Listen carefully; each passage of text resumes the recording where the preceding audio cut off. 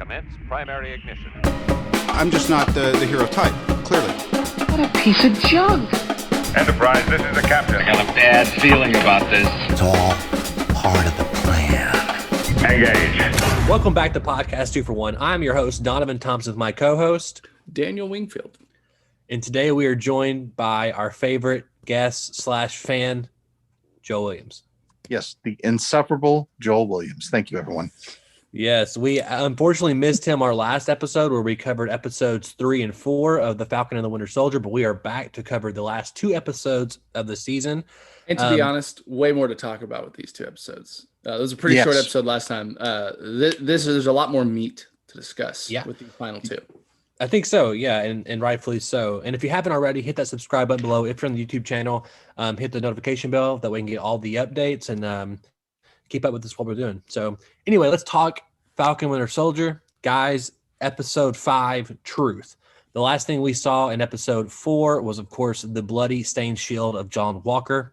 Yep. And this picks up immediately afterward, where Walker is in a warehouse. And, of course, Sam and Bucky say, "Give me the shield. Let's go." How do you guys feel about this awesome fight? Yeah, the fight was great. I thought, sorry, Joel, to step over you. No, go ahead.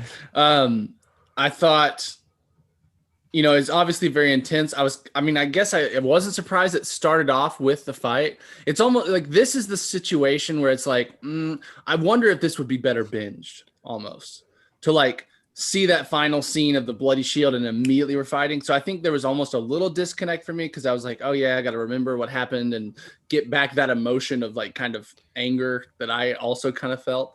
But it was still forget the last scene of episode. No, it wasn't that I forgot. It just, I think it would have almost been more effective, like hot off the heels of that scene.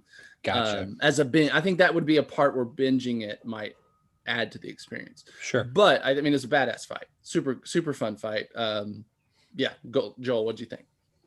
I think that's exactly true. I mean, that's the whole point of this. All right. You guys talked about like 3 and 4. You're like, oh, there didn't seem like much going on, but it's the Game of Thrones problem, right?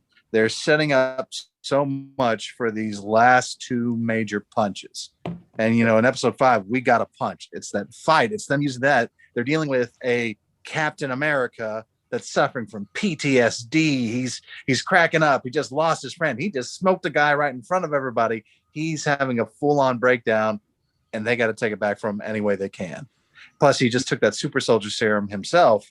So there's the problem. You're right. Yeah. I mean, we knew it was coming, and there was debate on whether he'd be the final bat or not, or if they would fight beforehand. No. And I loved how they went right into it. Personally, I thought the fight was great. The moment where they're pulling on the shield and where they break his arm. I thought was incredible, very powerful. They didn't break his arm though. Like his arm wasn't broken. They broke the straps. I think they broke his arm. But the super soldier serum, again, basically the whole point of the super soldier serum doesn't make you Superman. It makes you to the highest possible human potential physically. Right, so even though he broke his arm, it healed very quickly. Because if you notice, I think the first trial scene, I think he does have it in his sling. He does. Yeah. You're right. Okay. He does. Yeah. And fair enough. I mean, great fight. And then we go right into a few things are starting to happen here. One of them is Sam gives the wings to, I can't think of his name, but he ends up giving his wings to his friend we see in episode 1 and 4. Yeah. And we know that he ends up becoming the Falcon later down the line in the comics. Wait, what that character does? Yeah. There you go. And of course, then we get some other, there's a weird thing of, I thought was weird in the episode of, the government's going to step in. And so you got nothing to do now. So go back to your boat or go back home, which is a weird plot device kind of thing. But I'm okay with it. Cause again, we're back into the meat of what I care about the show wise. And then we get into this great John Walker stuff where we're at the courthouse and we get this great, oh my gosh, great Wyatt Russell scene where he's basically telling them, "You made me." And this is, this isn't my fault. This isn't my fault. What do you guys think about that? Joe, go ahead. Oh, thank you. All right.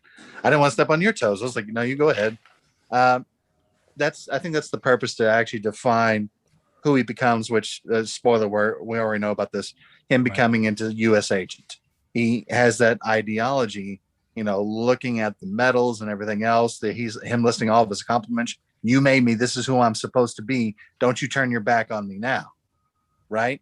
And that is the difference between Captain America and the iterations that came after him. Right. It is, I'm created this way. I'm supposed to be this way. While at the same time, he's lacking the moral obligations, the moral convictions that the original Captain America has. Yeah. But yeah, the John Walker scenes, God, he's just one of my favorite characters in general. I mean, I like that story. The idea that it comes into our history and, you see his brokenness the entire time. And that's so important. No, it's great. There's a very important thing there of, Steve was Captain America before he took the serum, and John, he wasn't. So it's just, that's ultimately the underlying thing there. And it's a great scene, and it's kind of heartbreaking in a way. And, anyway, yeah, I really love it because I feel like it represents the real world more than other parts of the Marvel universe too. And the same thing for, kind of Sam's arc in this whole show is there's like, we've gotten more realistic, real world representations of people and things and conflicts in this series than maybe we have up to this point. I don't know. Like, I'd have to kind of go back and really analyze it, but I feel like John Walker is almost like a real soldier in to me, he comes off as like a very realistic U.S. Army, like kind of born and raised Army kid, like, and been in the military, decorated, all that kind of stuff. And I agree. I mean, kind of jumping beyond this episode just a tad, I really enjoyed John Walker's arc throughout this thing. I think some people were a little upset with him or mad at him or didn't want him to have they felt like he wasn't punished enough or something. But I feel like we need more anti-heroes in the MCU to keep things interesting. We need more guys that have good intentions, but that cross the line a little too much. You know what I mean? Like that's what makes the heroes look even better. Yeah, exactly. And it's what makes the universe more interesting because it feels more real, because that's more of a representation of humanity than a lot of the superheroes are.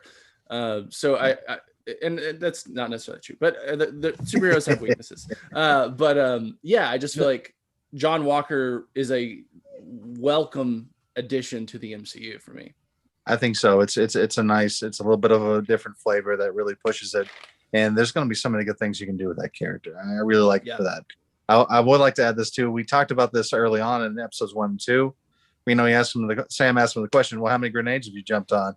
And he goes, oh man, about 6 or 7. We have this whole, routine that we do that helps us protect it, which I think that's kind of the telling thing between the two characters. When Sam asked it, they're actually talking about, no, he jumped on a live grenade, not realizing it was a dud. And he's like, oh no, we planned for this. We actually know a routine to do this, so we're safe. It's like, it's just the two different mentalities. Yeah, you're right. I will say that I'll have more issues in episode 6 with John Walker and his arc. I think it some things don't track for me as well. But we'll get to that here in a little bit. We'll get to that in a minute. Yeah. I will say this. This leads right into Valentina Allegra de Fontaine, which is played by Julius Louis Dreyfus from Seinfeld. Julia and of course, Marie Dreyfus? Julia. Is it Louis? Julia Marie? Isn't it? I don't know. We know who she is. And maybe it is Louis. Louis. Thank you, Joel. You're welcome. I just want to see how far y'all went. Go on. Louis. Yeah. Okay. I thought I was right. And then she was also in Veep, which is on I think HBO or Showtime or something like that. I think. HBO. And, she was brilliant.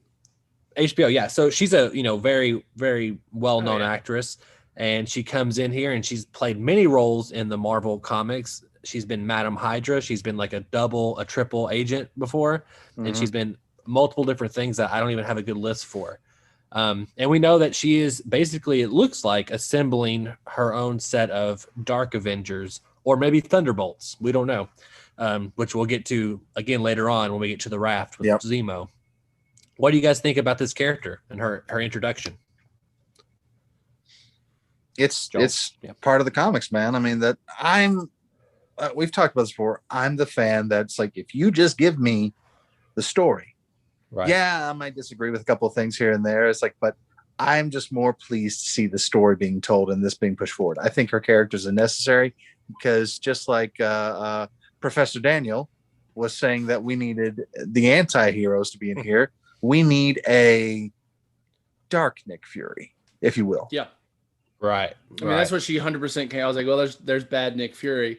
And even as I'm thinking that now, I'm like wondering, will the next movie that's titled Avengers be the Dark Avengers, and it be about the Dark Avengers versus whatever, or some? I mean, I could see that happening just to kind of switch up the Avengers format, even because we've done it for 4 movies, and I think Marvel is obviously looking for ways to innovate and change it up and keep things fresh. Sure. And I think I could see that. I thought she's great. I mean, she's kind of. She kind of played herself, or almost, where it's like, she just kind of is Julia Louis-Dreyfus, and like, yeah, that's her. Like, but she's great. I mean, she has such a good presence, though. Of like, she plays the kind of, she's like always kind of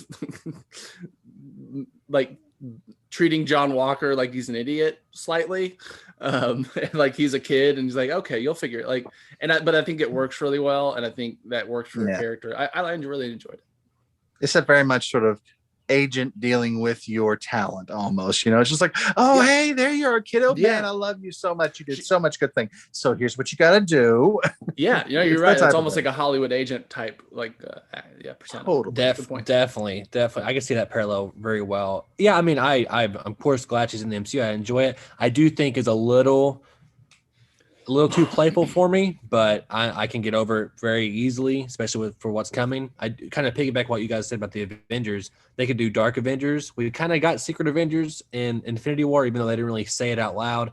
They could do West Coast Avengers they could have White Vision, and they could have US Agent a part of that if they wanted to. There is White Vision's there now, and of course they already gave us the Defenders, and you could bring them back pretty easily. So I mean, I do think they will. I don't think they'll touch the Netflix properties other than maybe bringing Charlie Cox back. But if they bring anyone back, it has to be Vincent D'Onofrio. Charlie Cox is great, but Vincent D'Onofrio, there is no other Kingpin now to me. That's true. I will give you that. Yes, but there's no other Charlie Kingpin. Cox as the Daredevil. He is the Daredevil. Well, there was rumors that he's maybe in Spider-Man 3, right? That's what I'm hearing. So I'm hoping that'd be great. But there's a lot of rumors for Spider-Man 3 right now. I'm just like, they're just playing the field. Ton of rumors. Yeah, you could. And Tom Holland's denying them all. Tom Holland's over there crushing our dreams, saying, "Oh yeah, Tobey Maguire ain't here." It's like, they were not going to tell him anything. They're not going to tell him a thing. That man rats him out. I know. I don't think so. I think he knows everything. He has to at this point. I think they've had to they probably gave him a life coach. They like taught him, here's how you don't spoil shit. Here's how you keep your mouth shut. I think he was probably not spoiling stuff after his first movie, and then it's been a joke the entire time for our benefit. Well, that's why they put Benedict Cumberbatch with him, right? Because for a while he'd only do interviews with Benedict, because Benedict was like, calm down. All right. Yeah. I watched those recently, actually, just for funsies. No, right? Yeah, they're very fun to watch all their old interviews. But no, we'll kind of go back to. I guess the end of episode 5, right? Well, no, we got a few more things that's important. We got Sam goes to talk to Isaiah Bradley, and there's this great scene. Yes. Oh yeah. Between them and discussing what it means to be a Black Captain America, or just what it means to be a Black man in America. Yeah. So, and it's a very powerful scene. What do you guys think about this? It's hard for me to speculate on that scene, seeing as that I have no context for it. But, but you can. I understand that knee-jerk reaction, but you can still have a conversation about my kid, and I am. I'm just putting that out there real fast. So it's like, I'm listening to you, fans. It's okay. Sure. First and foremost, like, my kids mix, right? Mm-hmm. So I have so many fears and things like that I've had for him that I see now. Since I've had him, it just totally kind of makes me aware of these things. So I really loved that speech he gave and explaining everything from Isaiah Bradley's perspective. And it's from somebody that lived through all those trials and tribulations. And even though there's still some going on now, and how can we change it? I mean, but it was absolutely heartbreaking. I mean, him talking about his wife and, explaining exactly what happened. understand Isaiah Bradley so much more than you did in those first two episodes. That second episode, I believe it was. Mhm. But yeah, it is my favorite iteration of on-screen Captain America right now, because as soon as you hear him, I'm like, this is so much more poetic than everything else. Yes, I love Steve Rogers. He is our golden boy. He is, everything that you want in Captain America. But that story is just heartbreaking, and it's very true to America. So Mhm. No, Yeah, it's yeah. Go ahead, Daniel. Go ahead. I've decided, like, they could have had Isaiah Bradley in every scene, and I would have loved it. God, yeah. Just work him in somehow. Yeah, just put him in the background. Isaiah's still here. Yeah, exactly. Wow, Yeah. he's just chilling. When Zemo and them are up in his house or whatever. Anyway, yeah. I think the actor that played him, I didn't look up the name. I feel bad about that. And just I'm really glad, because obviously when Isaiah Bradley came about, in the first couple episodes, and I was probably like everyone was like, who's this guy? What's his story? Googling everything and watching YouTube videos. And I'm really glad they came back and filled in the more details of that story.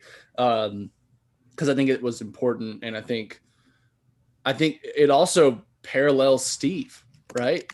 Yeah, it does. Captain America, the first one, when he first really becomes Captain America, he breaks orders and goes behind enemy lines and saves a bunch of people and brings them back. And then he comes in, he says, "You can take me into I'm come to surrender myself into custody." And what's his name? Lee. What's his name? The guy. Emily Jones. Yes. Is like, that won't be necessary. And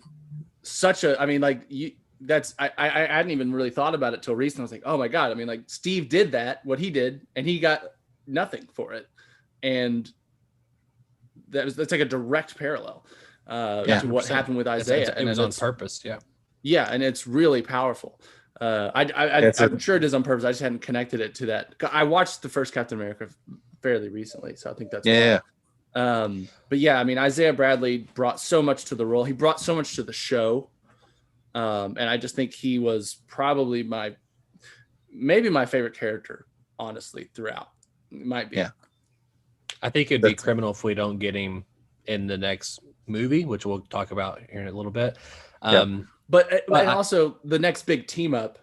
I mean, if there's more circles, I'm sure he's hopping out of one of them circles. You know what I'm saying? Like the next Thanos level event where they're calling on anybody they got left. Maybe. And actually, you just triggered something in my head, which I'll bring up here at the very end. At the very end, so you already got my brain going.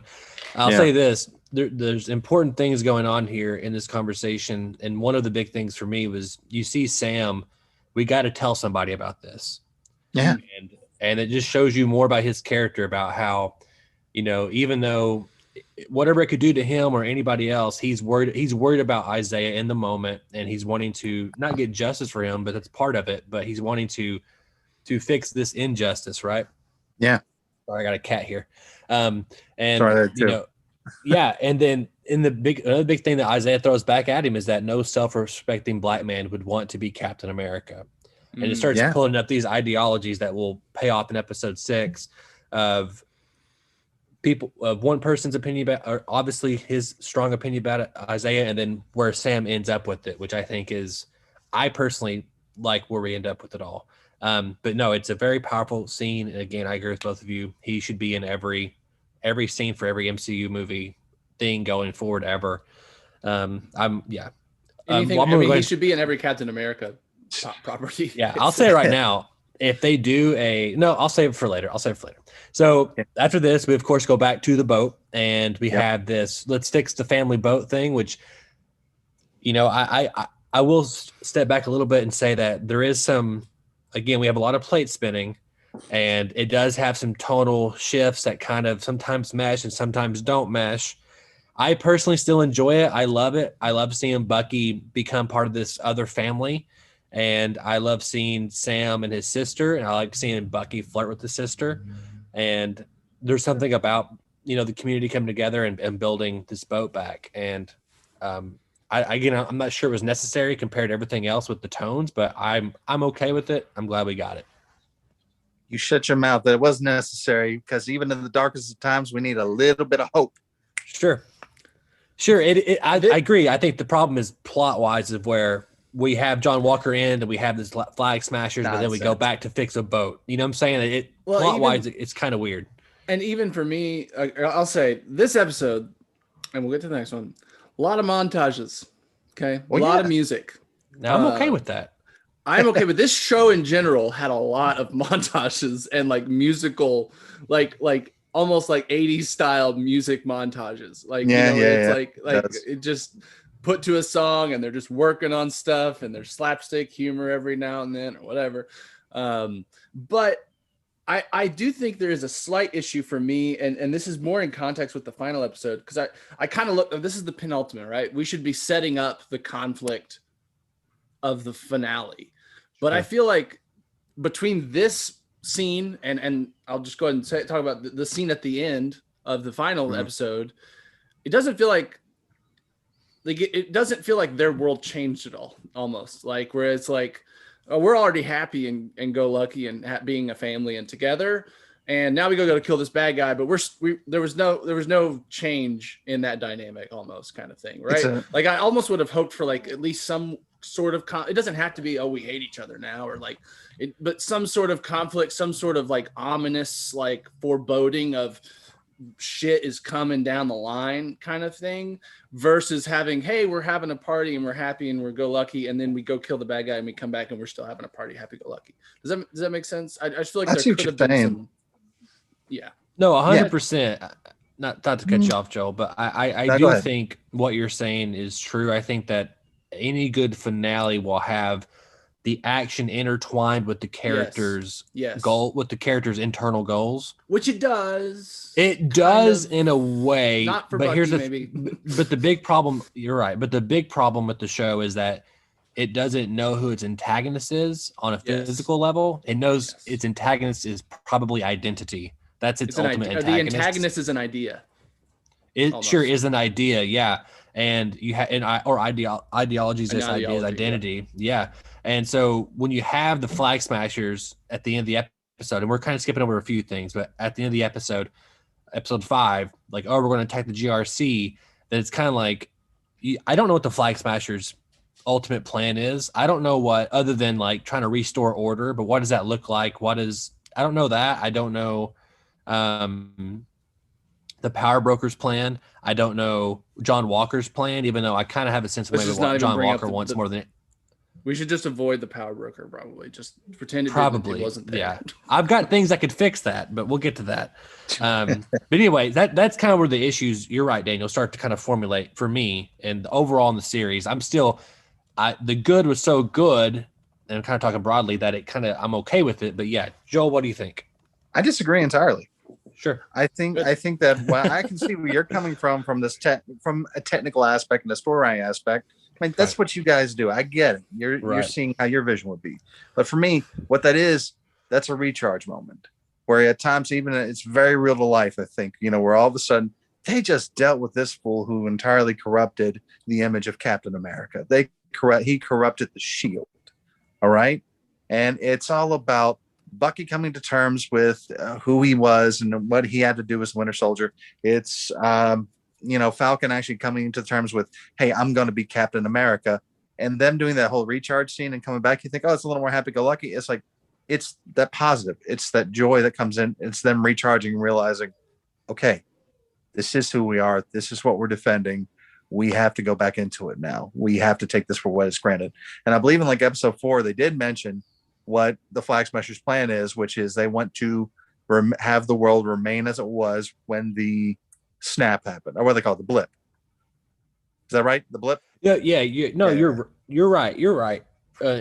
In terms of, we know what they want, but I guess I feel like it's what they want is so broad, it's hard to attach yourselves to it. I guess Daniel left us. I'm not quite sure. I see Daniel's beautiful headshot. But I know we're still recording. I guess he turned off his video. It's okay. We got him until he jumps back in. I had to let the dog out. Yeah. That's fine. But I will say, you're right. We are looking at it on a filmmaker perspective. And hey, I told in our private conversations, I'm glad we got these scenes because I want everything. Like, I don't care X, Y, and Z. But I just do feel that things would be tighter and things of course you do. Yeah. Yeah, right. I mean, we will never be happy ever. yeah. Ever. I mean, hey, I think of the Look, two look. of us, I'm the one who probably forgives things more than any between me and Daniel. But I can sit back and realize, I think things would have been stronger in other aspects if we had toned back. Again, if this is a movie, we never would have got that boat scene. At least that mini boat No, you scenes. No. But I'm glad we got it though, and Yeah. I get what you're saying. I still think that there's a better version of what we got that still that had tighter dialogue. You know, that's one thing I do like about movies is that if you're a good movie, they take a line of dialogue and they really condense a lot into one line. That way, and it's quicker, it's more powerful, has more subtext, and you can do 4 or 5 lines in a TV show. But sometimes if you do 4 or 5 lines, only 3 out of the 5 are really good, and there's 2 in there that are kind of like filler, or they're not as well thought out because you have more time. Anyway, that's my kind of complaint there. You're talking to the wrong person. I've got my extended cuts of Lord of the Rings. I like me too. 4-hour version of Kingdom of Heaven. I mean, Sure. I got you. No, I mean, I'm that way too. Like, I'll take as much as you'll give me of the properties I'm a fan of.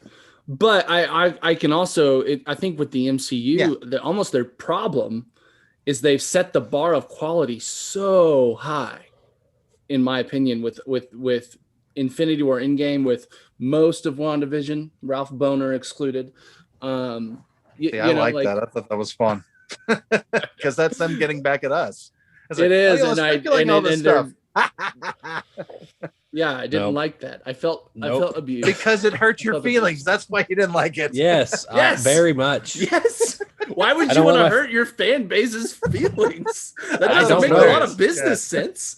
I know.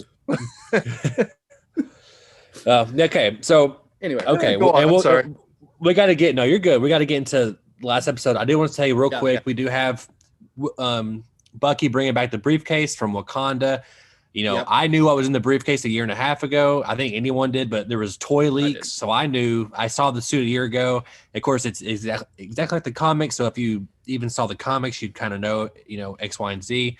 But he gets the shield, right? They're doing some practice. And this is kind of where it does kind of get background right now. Yeah. It's literally happening. Perfect. I love how that happens when it happens when we do these podcasts. No, so we have these montagey scenes. I will say it's kind of weird because they're in this great scene between Sam and Bucky, and Sam's kind of giving him Steve Rogers pep talk, like, hey, you were avenging. Now you got to do this, for them, not for yourself. And in turn, that will also heal you as well. And he listens to him, and I think that's the moment obviously for Bucky that Sam is now Captain America. That's Bucky's purpose. He's always been the one to pep talk Captain America. He's the one that makes sure that Captain America stays on the righteous path. Right. Yeah. Yeah. And from a comic perspective, you mean, or from the MCU perspective? Apparently both. Okay. Daniel? Yeah, I would say that I enjoyed the scene. Some of the dialogue felt a little clunky to me. Sure. And that's okay. And it was mostly Bucky's. I think Sam pretty much nailed it. I thought all of Sam was really believable, felt in character, felt real. There was a few lines from Bucky that felt like, okay, it feels like you're talking to the audience more than like especially the audience, we didn't really realize what it would mean to give a black man the shield. They talk about, him, and I was like, okay, but I feel like you're talking to me, the viewer, and not really to Sam. You know what I mean? Like the way it was delivered, the way it was written, it was just like, that's a little on the nose and a little not natural feeling. I love the sentiment. I just feel like you could find a better way to communicate it in maybe a more subtle, natural way. Yeah, I mean, it's as easy as we just didn't.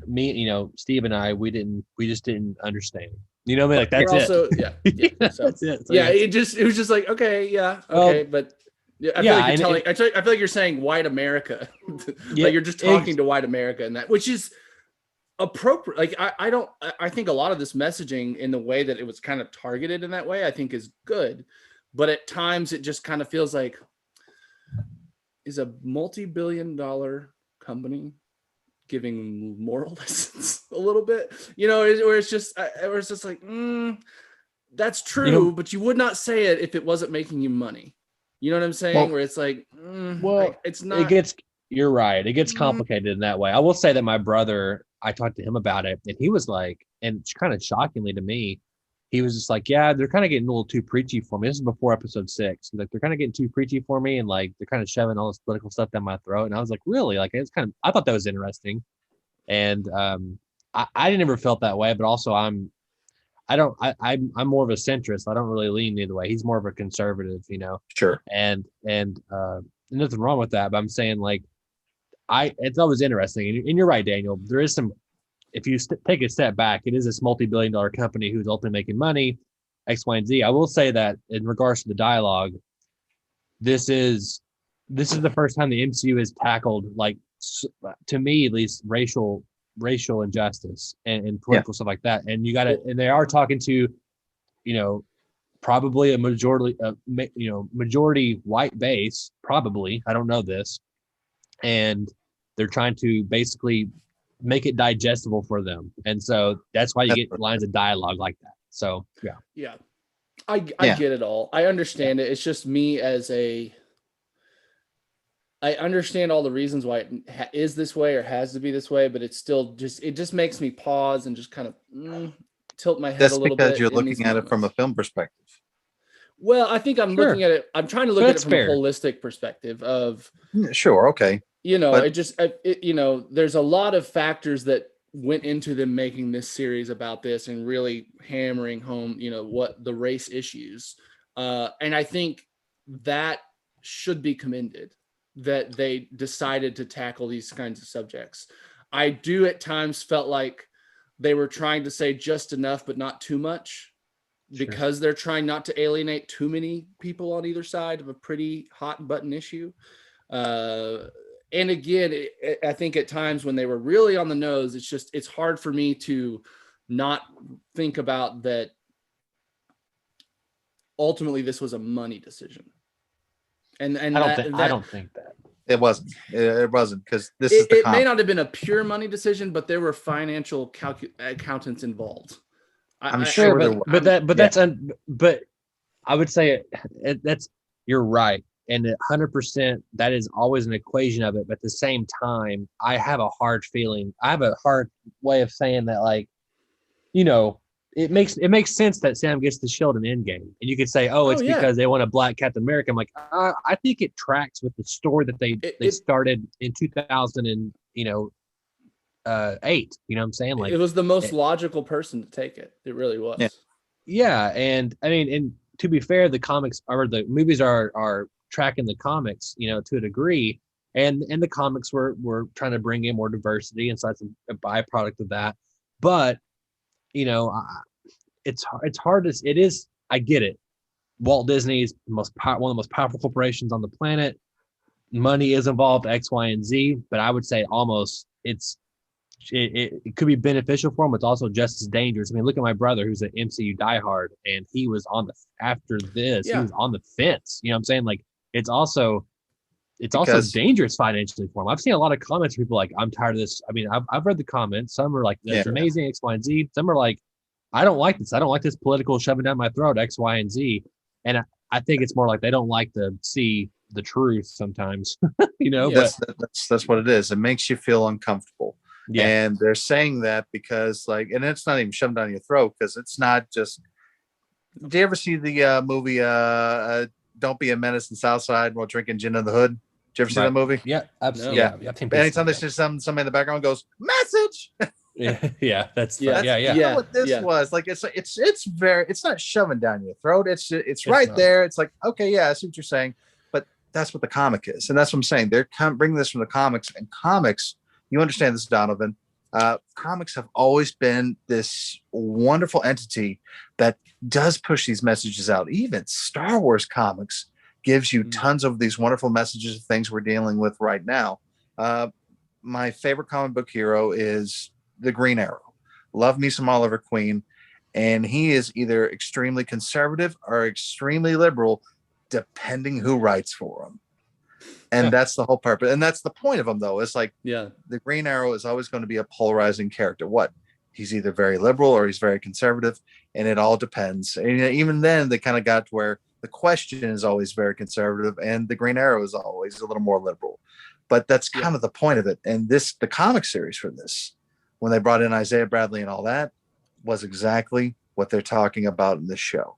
All right. Yeah. All these things were there in the comic before, and they were a little more, I want to say, like shoving it down your throat almost. But Sure. because you put it in a film perspective, it seems a little more blatant, and it makes you feel uncomfortable. I will say this. Let me finalize. I just want to say overall, I think the show and the message is important and needed. And I think even if I take it out of like being less cynical, which is difficult for me sometimes, that's part of your charm. We talk. Thank you.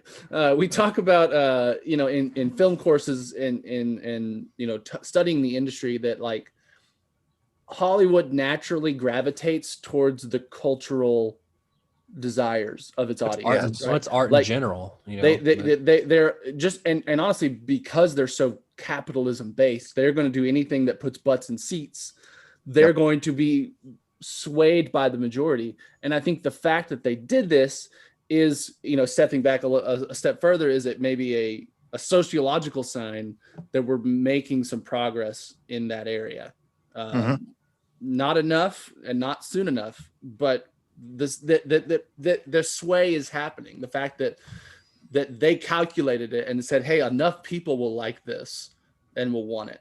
And like that's encouraging. That to me says, okay, that feels like maybe there are more people that are compassionate than there are not in the world or in America. It's also, you got to think about this. This was conceived of and shot partially before George Floyd passed away. Yeah, pre-COVID. You know what I'm saying? Like, and then they had to go back and shoot more because of COVID to finish it up. But you know what I'm saying? Like a lot, right? They had to rewrite. I read somewhere that they didn't have to rewrite as much as we think, but who knows? I don't know. What I read, it was like mainly Flag Smashers plot had to be reworked. Really? Because of I don't know. shooting where they could shoot, what they could shoot, kind of stuff. Yeah. No, I don't know the specifics on that. It wouldn't surprise me based on what we got with some of the Flag Smasher stuff. Me either. But no, and I think another thing, just to point out real quick with this Isaiah Bradley stuff and shoving it down your throat, is that part of it is you have to have characters who have strong ideologies. That way other characters can push back on it and then reveal either their ideology, our ideology, or a new ideology. And that's exactly what happens. Yep. Sam is trying to figure out himself. Isaiah has strong values, and rightfully so. He thinks a certain way. I didn't agree with what Isaiah was saying because I was leaning more with Sam because I'm a more optimistic person. And this is what you want. Yeah. Yeah, exactly. And so that's kind of where we end up, right? So let's end this real quick. I will say the montage of the shield is kind of weird to me because he had no problem throwing it and catching it with Bucky the scene prior, and then now he's having trouble. Yeah, I guess I was a little weird. I was just like, why didn't we swap those? like, let's have the montage of him like getting the hang of it, and then showing him just doing it casually with Bucky like it's no issue. I do like the on your left with his nephew when he runs by him. And even little things. Here's an important. We're skipping over a lot of things actually, but when Bucky's on the couch and the two little boys find the shield, of course, that's a perfect example. You have two black boys. Of course, when they see the shield, they're going to want to play with Steve Rogers' shield. They're going to play with Captain America's shield. And there's it's a really important beat actually of Isaiah says there's a self-respecting black man want to be Captain America, and these two little boys are looking up to someone who's heroic. You know what I'm saying? And that's someone that inspires them, and they want to pretend to be Captain America for a minute. Yeah. And because these kids, I'm not saying, obviously they understand, more than I did at the time, social injustice for black people, X, Y, and Z, but they're also untarnished as adults are. Yes. They're not as tarnished yet, I would say. Maybe I'm wrong. And so less tarnished, I would say they're less wounded. Sure. And they still see the wonder. Yeah, it's a better, exactly. That's a better word for it. Less wounded. And so they're still seeing the the best version of this outcome, and they haven't been Yes. beaten down completely yet by the world, and it's maybe it's unfair just based on Well, what it's they're telling us. It's like childlike hope. It's childish innocence and It's the wonder. excitement. Yeah, exactly. Yeah, and exactly. So anyway, we after credit scene, we do see John Walker building a shield, and we know that he's whole- on a path. The whole building like, where did he get that shield? He He did. made It looked like he made it of metal. Looks like. I mean, Is straight that what? up. But I thought he was like taking one apart. He's pretty at one good. No, he's pretty good craftsman. Okay. Craftsman. He's also putting in his metals into it too, which I thought was kind Yeah. of cool. That was cool. Yeah. Special forces Yeah. teaches all kinds of things. Yeah, Metalworking. Exactly. One of them. and we do First- know first that. day is metalworking. Yeah, exactly. And we do know that the shield isn't a good shield, right? In the next episode, at least not, No, you don't want a shield. A shield's not practical anyway in a fight. You don't want a shield if it's not a vibranium shield. Let's just Exactly. Yeah. And maybe I'm thinking maybe he'll get a different shield later on. But anyway, episode 6, the final episode, One World, One Order. This one will be a little easier to talk about because it's mainly action. Yes. So it we- was just delicious action all the way through. Right. This is the episode we've all been waiting for, and particularly me. So Yeah. the Flag Smashers are attacking the GRC. They are doing a vote to basically take, example, the blip happened. People moved into other people's houses, for example, and it's going to basically extradite people back to their original countries or their original wherever they're at, right? Instead of where people have now lived for the last 5 years. Which obviously is a big decision. Yep. So the GRC is making a vote. The Flag Smashers are going to take it out. We know that Sharon Carter has hired Bartrock the Leaper from episode 1, who's also in the Winter Soldier. If you don't know, And that she's to a me cop- was obvious in the previous episode when she was speaking with a French guy. To me, it was like, Yes. oh, that's that guy. Yep. The And leaper. then we- Yeah. Yeah. And we get an amazing entrance by now Captain America, Yes. Uncle Sam, as they say. Great entrance. And Yeah. Is that what they call him? Uncle Sam? Is that his? Uncle is that Sam. I mean, his nephew's That's called him cool. Uncle Sam. That's perfect. That's perfect. Yeah. And anyway, so they, the way he enters, I personally love his suit. I think we still haven't Yes. got the ultimate version. I think they can make it. They should just make it like CGI, so it can be thin, even skin tight and thinner on him. But Yeah, the only part that at times looked a little weird was like the head part, like going up that high to his head. At times, Yeah. just looked a little awkward or like not practical. it's a little Um, it's more reminiscent of the first Captain America. It is, suit, that's 'cause true. It's more plushy kind of thing. And also it's white, so it makes it look even a little more thicker sometimes. But I still love it. I think it's incredible. I do too. Yeah. And so It's what do you mean? gorgeous. So you got obviously we don't have to talk about it. It's great. It's great. So he fights Bartrock the Leaper, and we know that at the same time the Flag Smashers are leaving. Winter Soldier is tracking them down. We know Yeah. Sharon Carter's in the mix. We know John Walker is fixing to come around the corner. And we have, and probably one of I think the coolest things in the whole fucking thing is the helicopter scene where he is trying to take out one of the Flag Smashers. It And was just fun. Yeah. oh man, the countdown! I was Yeah. getting chills this whole Yeah. episode, and that was one of Yeah. them. Well, Yeah. it was my favorite line. His one liner, like, "Boy, you earned this ass whooping." Like I was just like, Yeah. yes, like that was I love that line. It was a perfect Yeah. one It line. was a great line. Yeah. Yeah, But even Even- then, you see him. He doesn't have the super soldier serum. Uh-uh. How does he be Captain America? How does he use his technology and things like that? It's him scanning the helicopter, realizing this person's a pilot. Okay, patch me in through him. Him doing Yeah. all these things to get to it. I was like, that's how you create it. He has all the capabilities to be this hero, yeah. and he's showing us that. I mean, it's And the Batman issue all over again. Why is Batman so great? It's like he doesn't have any powers. He's Yeah. just prepared.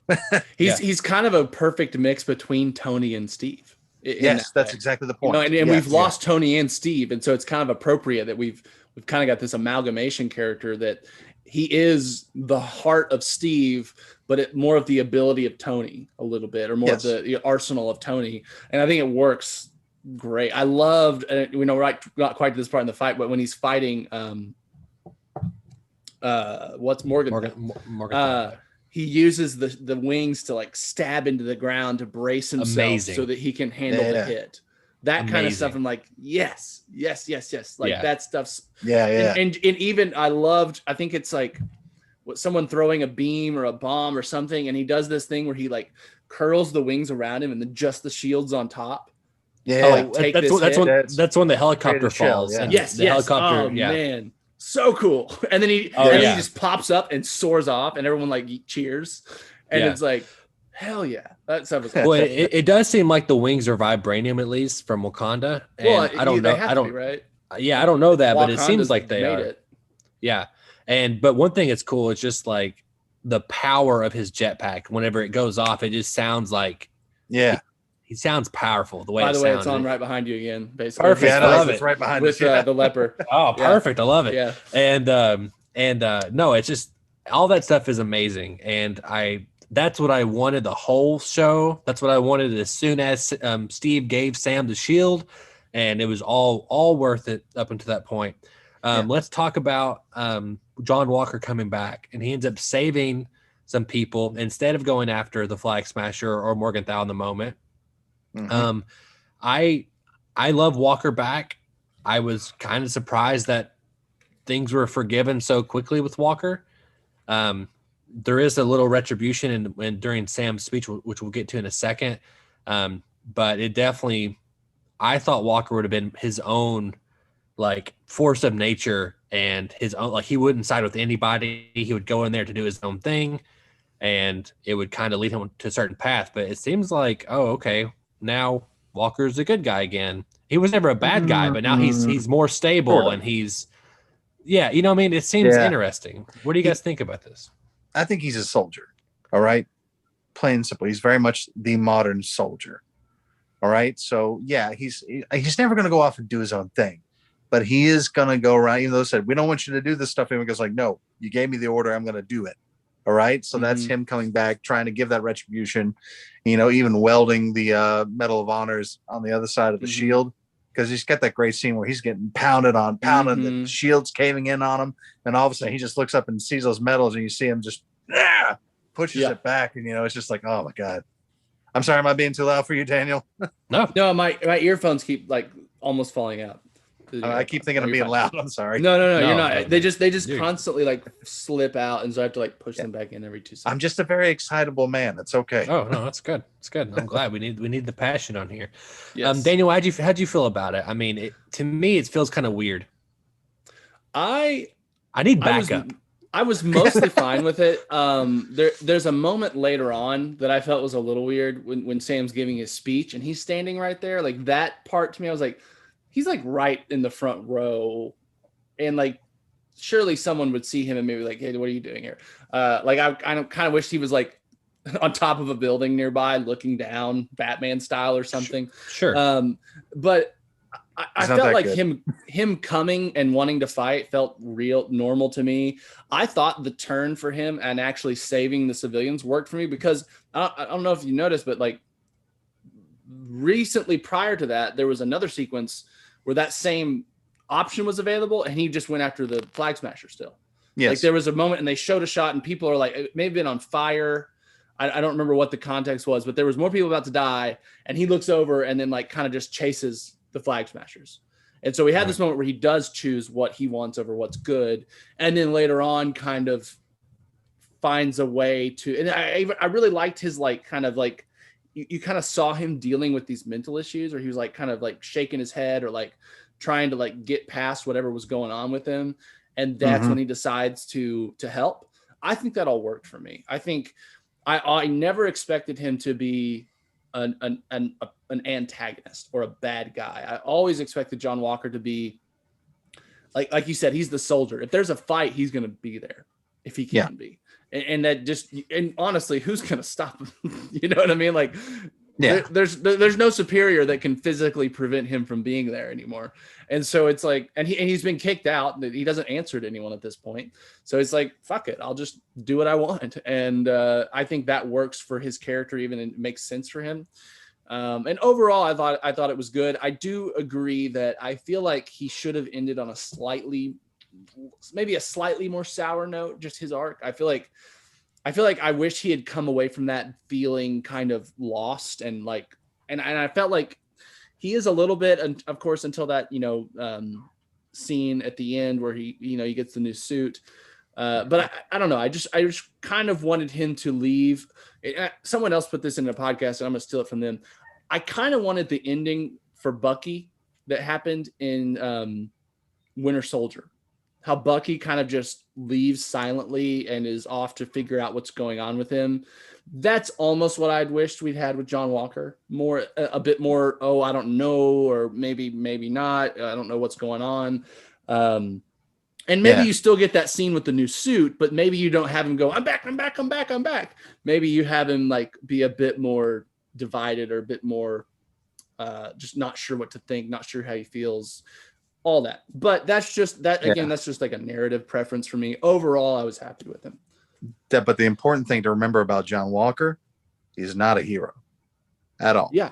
We want to say he is. We want to give he's got all these things and all that, but he hasn't really learned his lesson. He's still suffering from those same things he's doing. So even though we kind of had, that was a little easy on him, it's kind of still the same story we've been telling, though.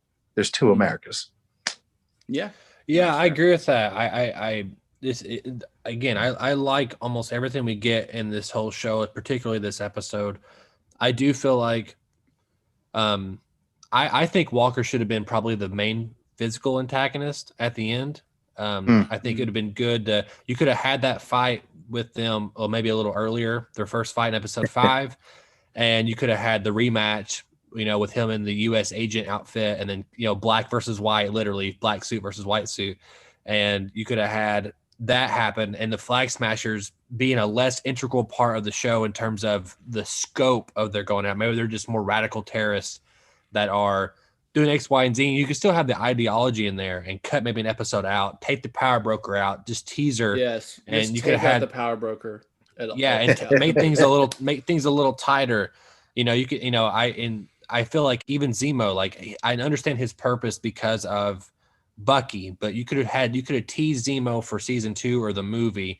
You could have teased the power broker for season 2 or the movie, and you could have really focused this. But they did, but not in a narratively good way, not in a satisfying way. No, not in my. I agree with you on this. I think the power broker was a little just like it's not necessary. You didn't have to. My biggest issue is like I still don't completely understand why she's this way now. Like she got abandoned. I still have a theory for this, which I think I brought up to you guys a little bit.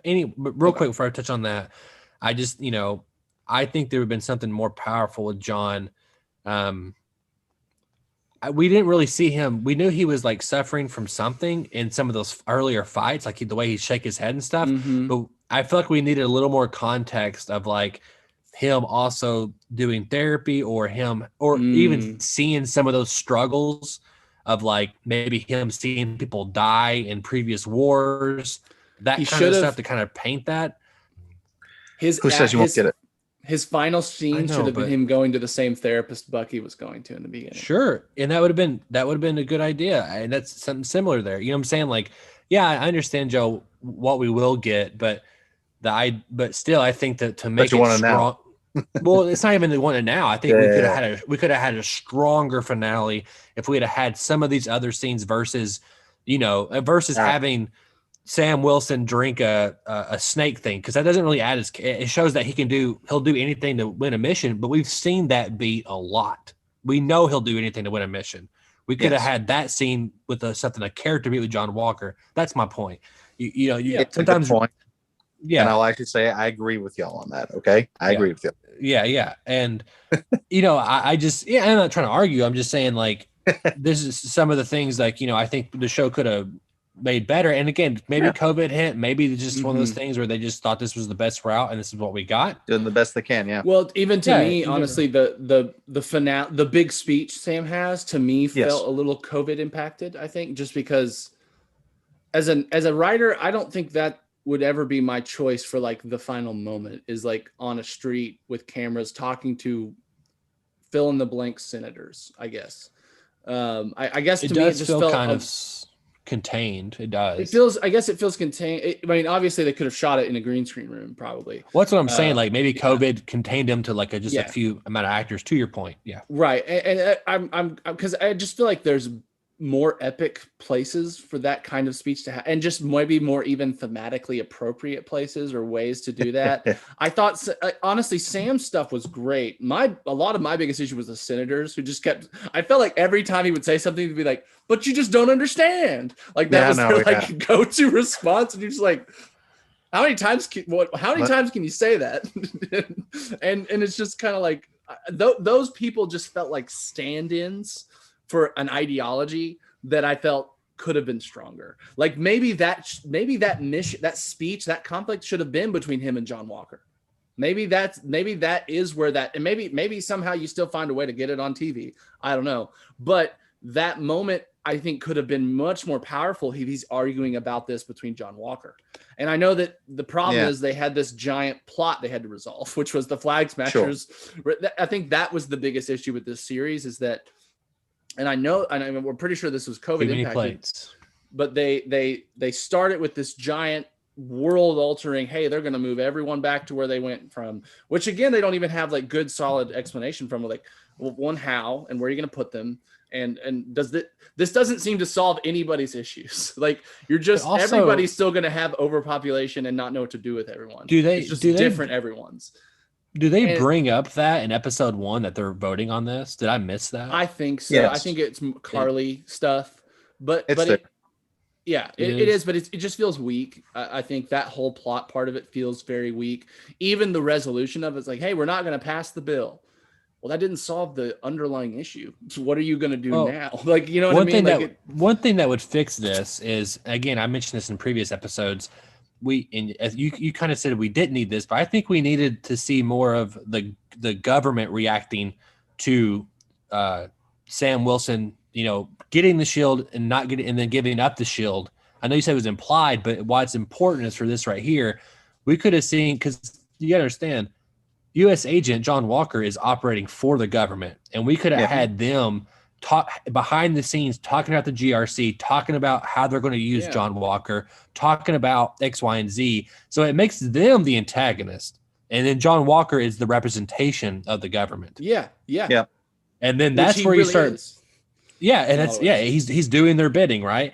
And you could have had the scene where, after he kills a terrorist, they're totally like, oh, we're going to reprimand you. But immediately those same people behind the cameras, it would have been more realistic in my opinion. Maybe not. Maybe it's more cynical. They could have said, hey, you can't be Captain America now, but we're still going to use you as a soldier and not some random. Like we're going to use you on off the books missions kind of exactly. Thing. And they would have said like, we probably prefer this actually. So we're, or something like that, and you could have started. Yeah. We're making this show better, guys. It happens. It happens sometimes. We always do. I will say this.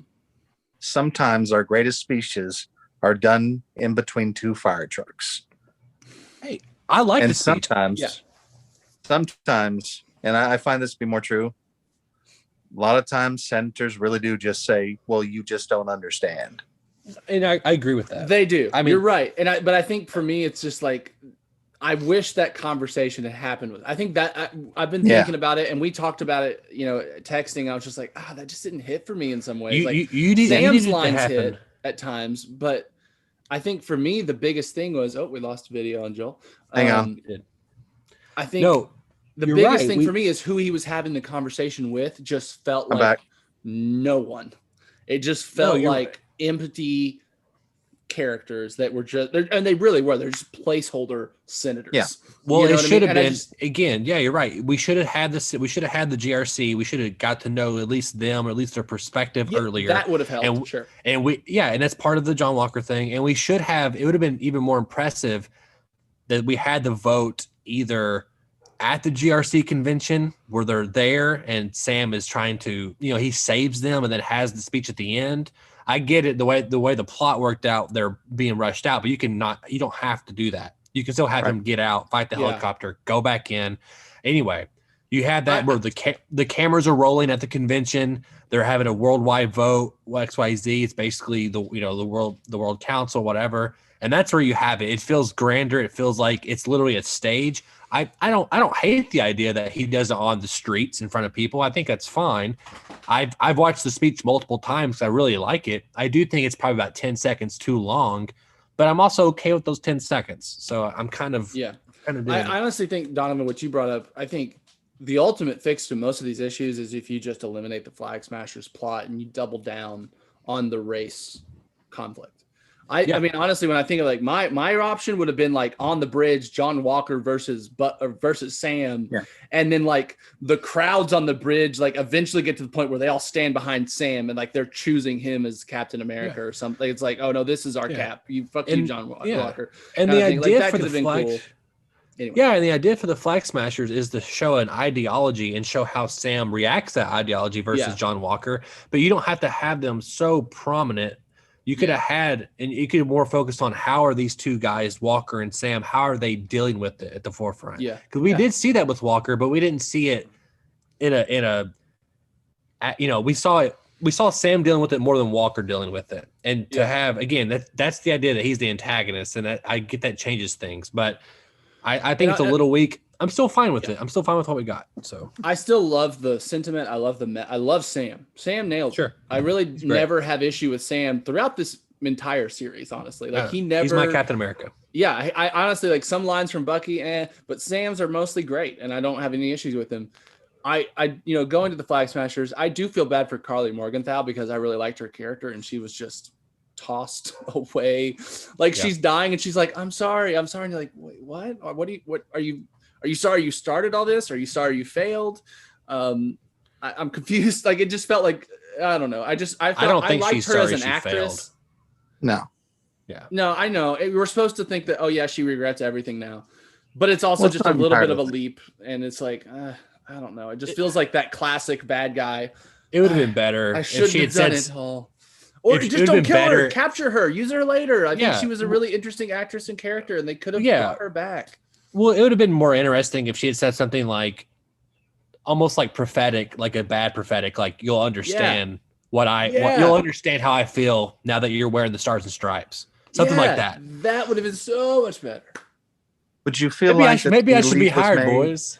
Maybe you should, yeah. Would you feel that the leap was made by the leaper? There you go. Oh, got it. Well, he died in a really bad movie way. Like he died literally behind a block. Carter shoots him like in a Mexican standoff. Oh yeah. And then he Did you falls see a body?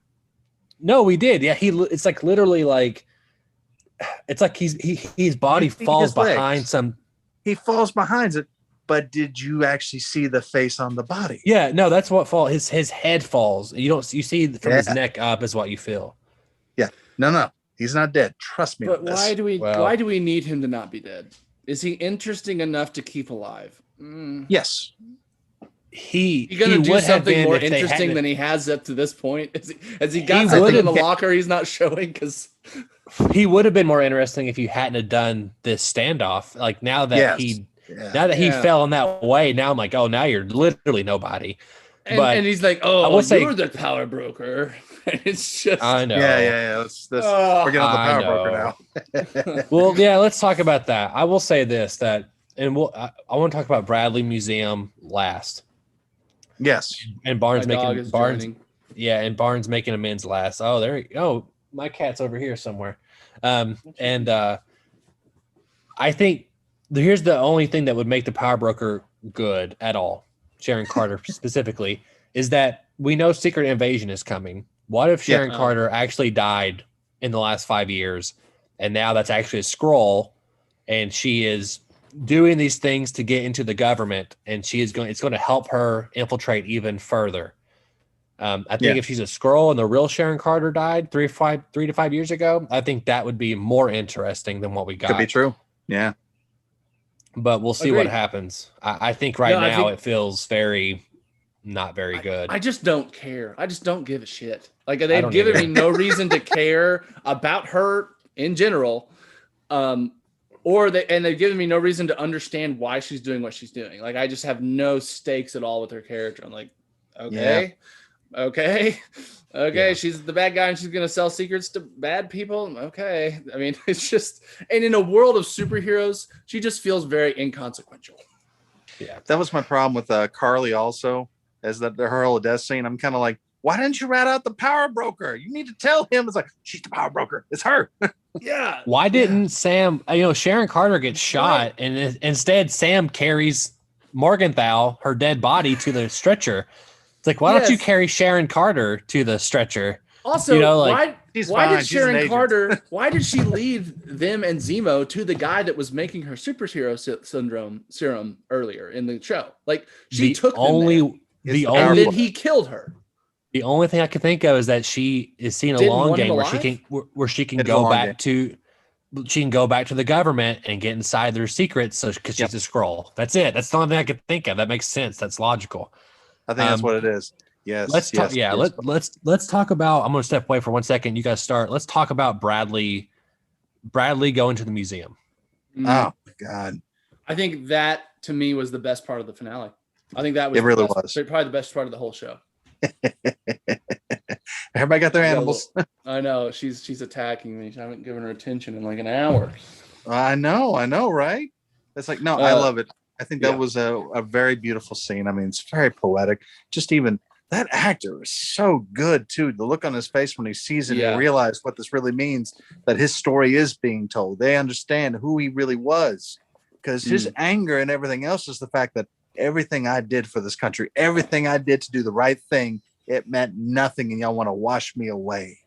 Yeah. Right. But then suddenly it's just that little nod that he's like, and it's him there with his grandson who will possibly become the Patriot at some point. We'll see. Yeah. But I mean, they're definitely leaving that open, that part. They're leaving that open-ended, because I'm sure at some point these, of course, I mean, Young Avengers, right? Isn't he a part of Young Avengers? And we've already gotten 2 other Young Avengers set up in WandaVision. Right. So it just one feels of the like Young Avengers, about how Patriot becomes a Patriot. He actually takes super soldier serum. Okay. So he's super soldier. Yeah. Okay. Yeah, I know. I thought it was I love that there was like barely any dialogue. I just love that it was all kind of nonverbal cues, and just I thought the emotion on Isaiah Bradley was amazing. I love that push on the statue. I just thought it looked so badass. That statue. Yeah, it really did. It just looked so epic. It really did. Again, to me, it's like there's just no way he's not going to make an appearance at some point and use his powers at some point.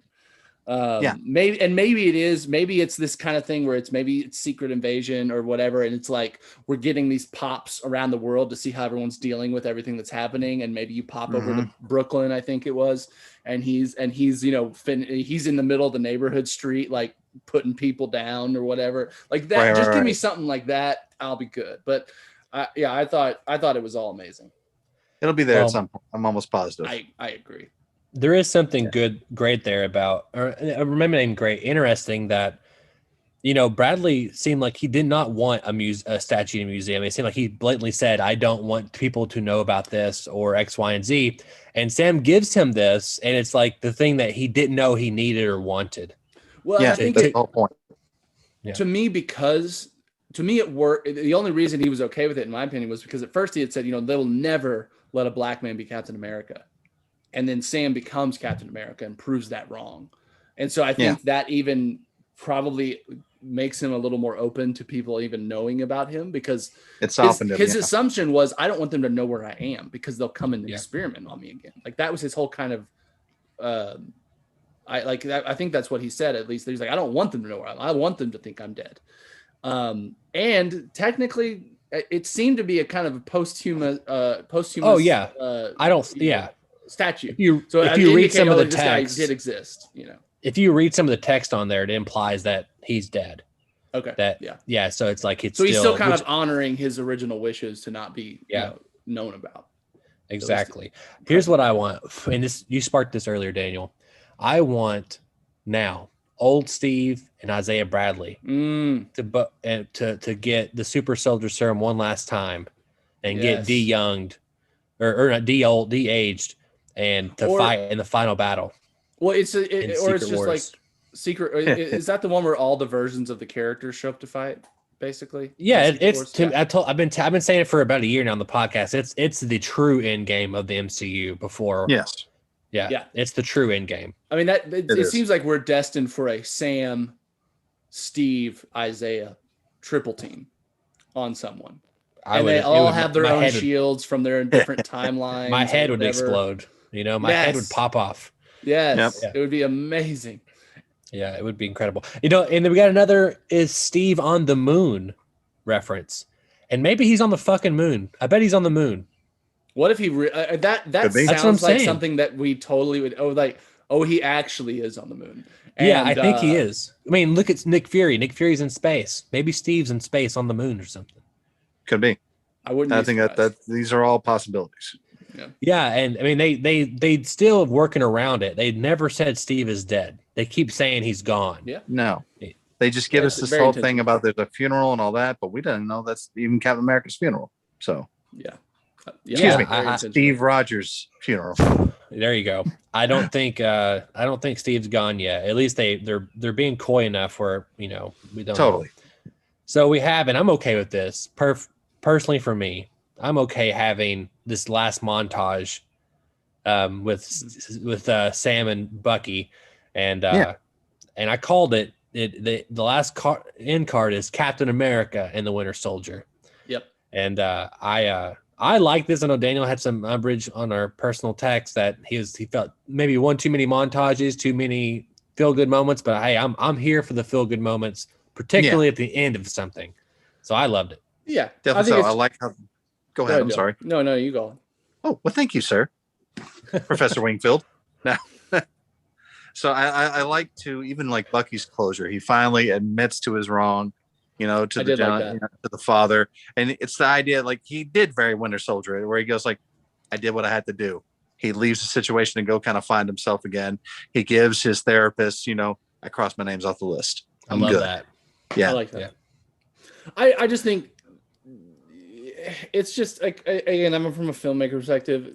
That's what music it is. Yeah. and montages and pretty colors is like the easiest way to generate emotion. This is the in part your audience. I'm going to push it's, back it's, on it's you. kind of just bottom barrel of like it is. I mean, like versus a nuanced conversation that you have to like actually plan out what they're going to say and make it meaningful versus, okay, they're going to have fun. They're going to eat food and we're going to shoot pretty shots. And then they're going to pat each other on the shoulder and walk off. And it's going to feel good. That's because you haven't seen that many movies, Daniel. That's just the easiest way to get to that emotion. I just think that's the kind of the easy answer. And well, that's about my time today, kids. I'll see you later. but it was earned. That one was earned because of all the boat scenes. That's the case where the boat scenes work out because of that. So maybe I would have liked it a lot more if I hadn't already had several montages in the boat. Like, you know what I mean? I'll say, yeah. If and that had been like they saved it for that moment, and then that was when you got it, I think I would have liked it better.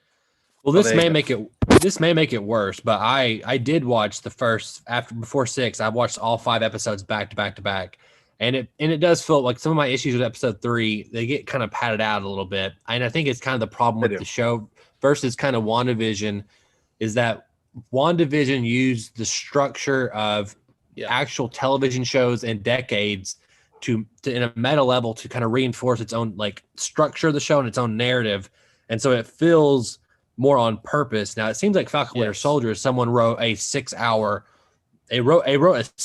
script, and I think that they should have probably tackled it like a TV show, where, you know what I'm saying, like if you put it all together 6 hours and you actually break it down into acts and sequences and whatever, I think that it probably feels kind of okay. Probably kind of you bounce back here, there, and there. But I think from a week to week perspective, I think they might have needed to go a different direction just to get for me a 9 out of 10 to a 10 out of 10.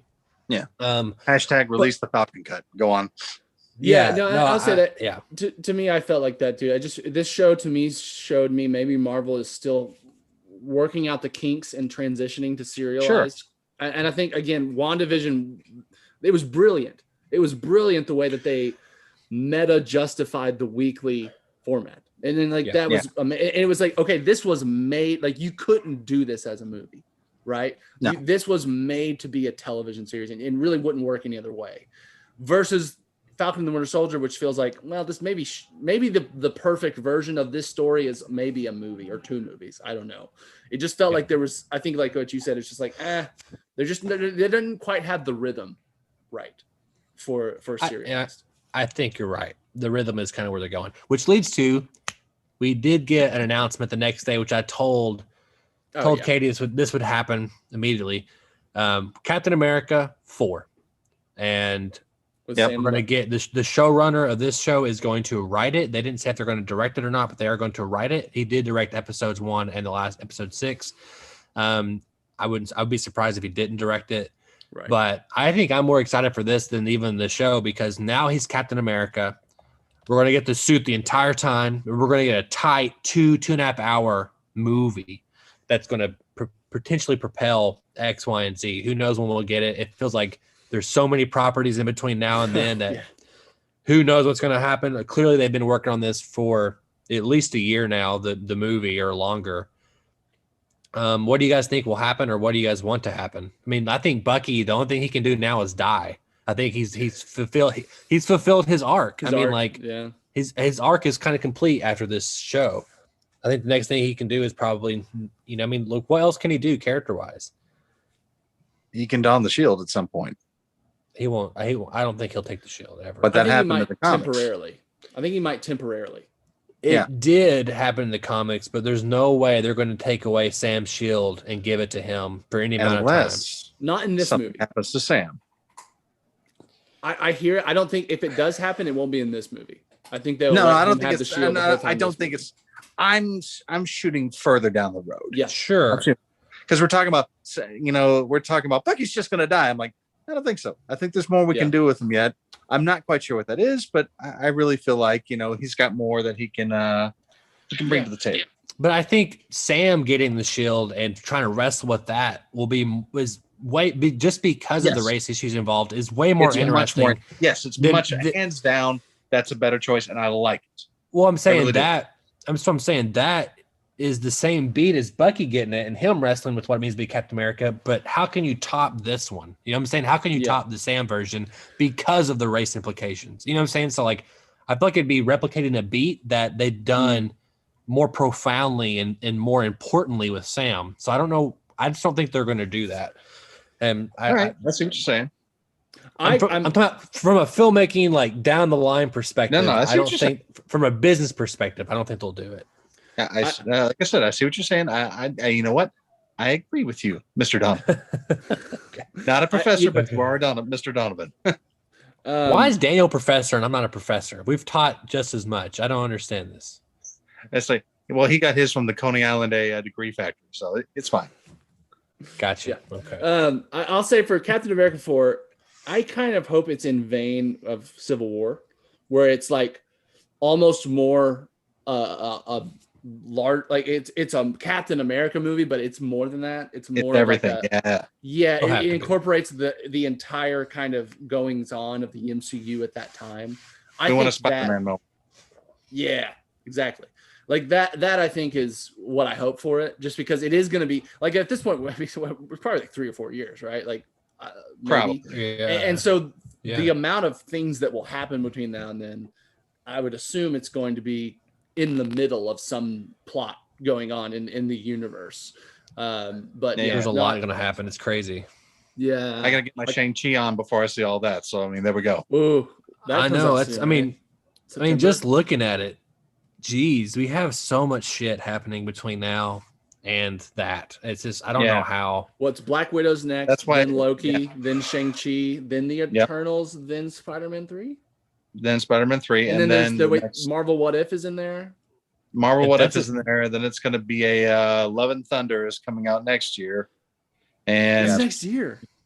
Yeah. Yeah, it's May 6, 2022. What is Doctor Strange's release date? March 25th, 2022. Yes, 2022. Oh, wow.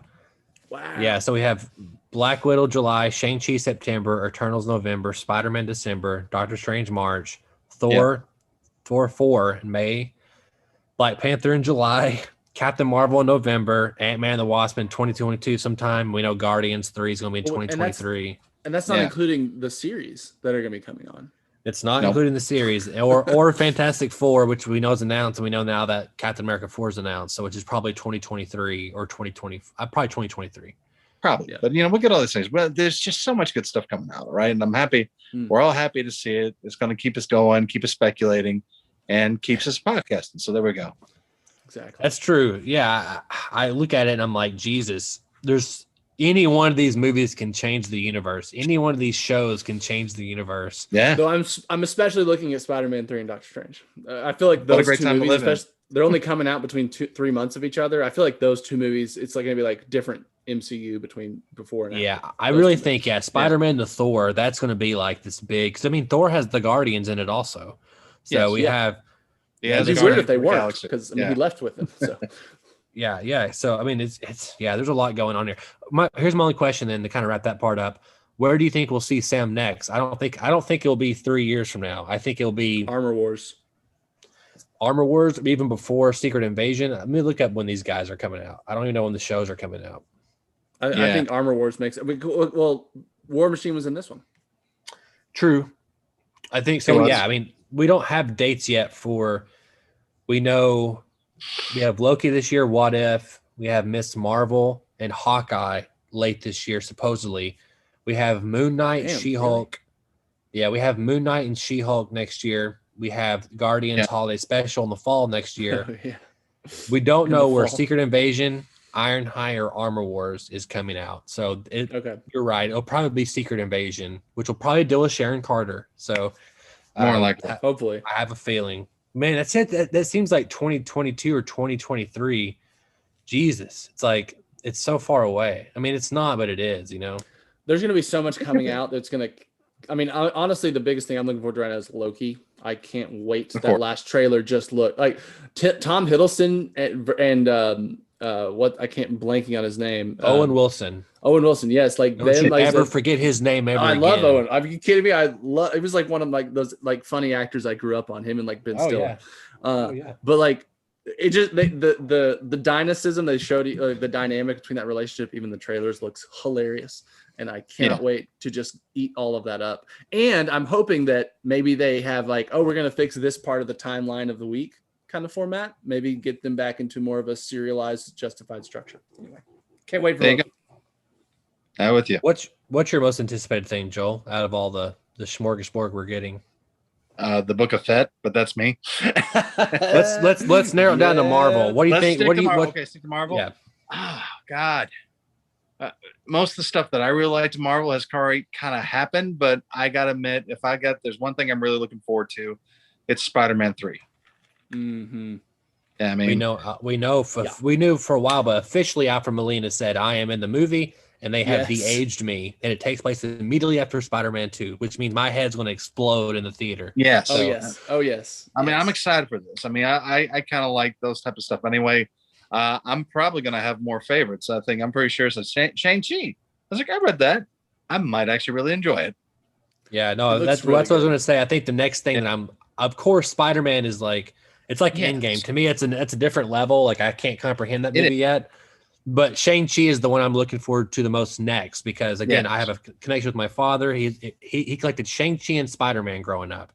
There you go. And so I am very much interested in this movie. We get the real Mandarin this Yes. time. And if you guys haven't seen it, our listeners out there, there is a short called All Hail the King that was on Thor the Dark World Blu-ray. And Yes. You can find it on like daily video or like it's hard to, it's kind of hard to find. It's not on actually. YouTube. It's not on YouTube. Yeah, it's really weird. But anyway, it kind of explains more of Trevor Slattery and that there is an actual Mandarin out there. And now we know that it is Shang-Chi's father. Yeah. So Can't wait. I'm very excited for that movie, and the trailer I thought looked great. And I'm a huge martial arts fan. I'm sure you like a huge Bruce Lee fan and that kind of stuff. And it very much has that vibe to it. No, I think we kind of touched upon everything. Really did. Yeah, and I'm excited to see where we go. I know we're all running out of time here. Daniel, how can our listeners write into us? They can write into bit.ly/241mail. Let us know what you thought of the finale. Did you like it? Did it hit all your expectations? What are you excited for next? And why does Sharon Carter sucks? So bit.ly/241mail. Thank you. Right. And if you can't hit us up at our Bitly, go to our YouTube and hit us up in our comments below there. And again, of course, subscribe to show your love and support.